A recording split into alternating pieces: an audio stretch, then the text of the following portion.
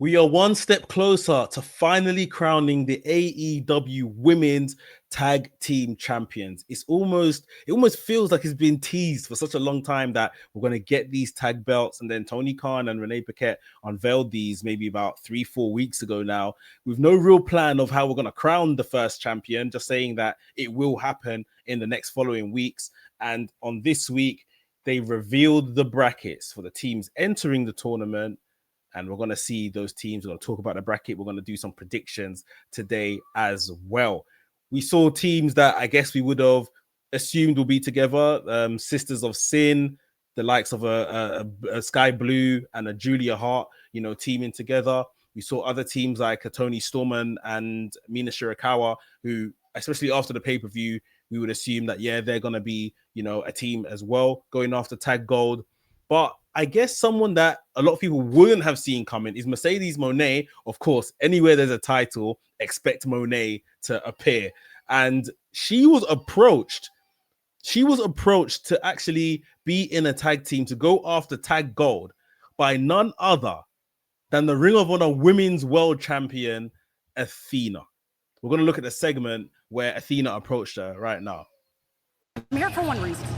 You and me are both here to make history, to build a legacy of our own as the TBS champion, the longest reigning TBS champion, and Ultimo Monet, whatever that is. But for me, the longest reigning ROH champion in all of history. These two women are killing it. As women, as black women, one of them is the longest reigning champion. Forget women's champion, the longest reigning champion in Ring of Honor history. Athena, and then obviously Mercedes Moné, 12 titles that she's got, 12 after this past weekend. This would be number 13 if she wins the AEW Women's World Tag Team Championships. Absolutely crazy. They're doing phenomenal work right now. It's time that we do this again as AEW Women's World Tag Team Champions.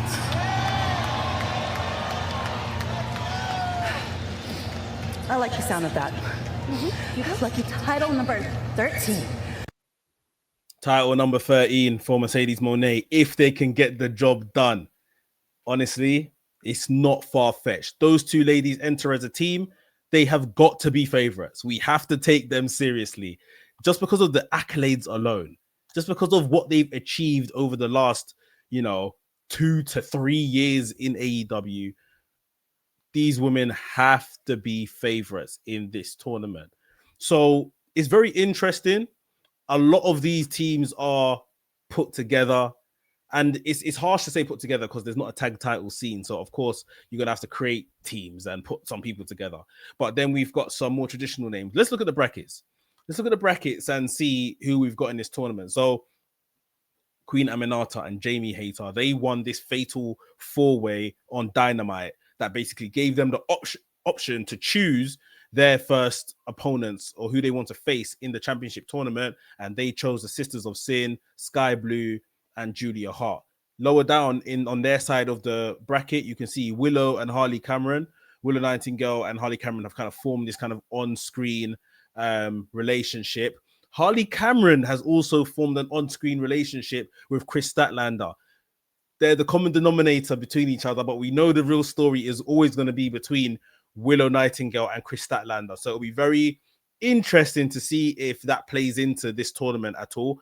Monet and Athena, which we just mentioned, Ultimo Monet going for number 13. Athena looking to use this maybe as a bridge to get over onto AEW more often and leave the darkness that is Ring of Honor. She's fantastic. She should be on AEW TV every week without fail.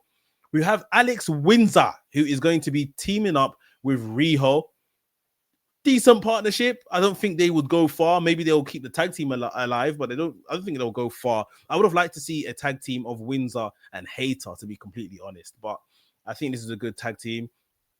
Tony and Mina as well. We've seen their relationship play out some of the days of Mariah May being in AEW, so that makes sense. Penelope Ford and Megan Bain, again, a partnership that's been very much established, as well as Ty J as well.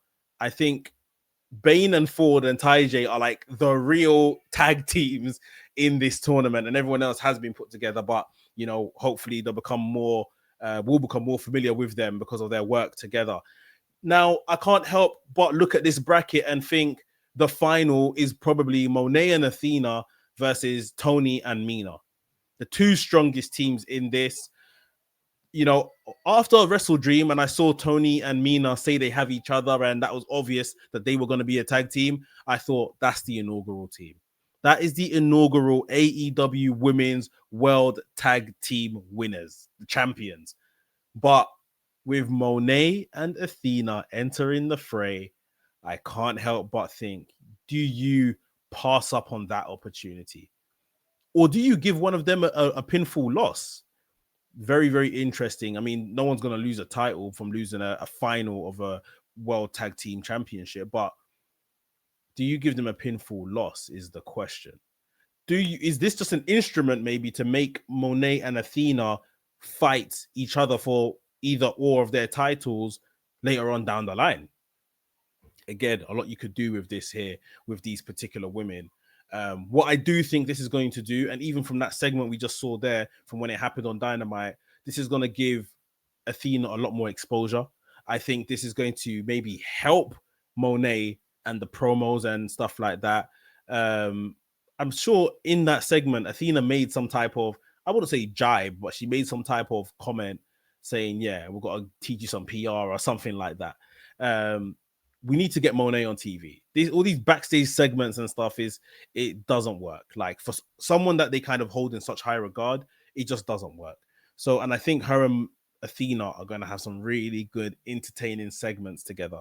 They're not friends. This is just for convenience to win a title together. And it's very interesting that Athena didn't come with Billy Starks. I don't know what the reason is because of that, but she's chosen Monet. And like I said, between Monet and Athena and Tony and Mina, they have got to be the favorites for this.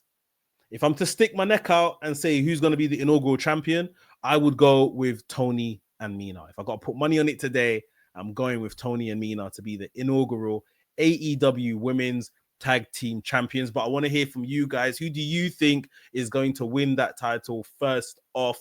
I want to hear names down below in the comments. If you enjoyed today's video, make sure you hit the like button. And if you're new to the channel, welcome to the channel. My name is Mex. I make videos on WWE and AEW. So if that sounds like something for you, make sure you hit the subscribe button and make sure you hit the notification bell so you get notified every single time I drop a new video. WrestleManiac UK signing out, and I'll see you soon.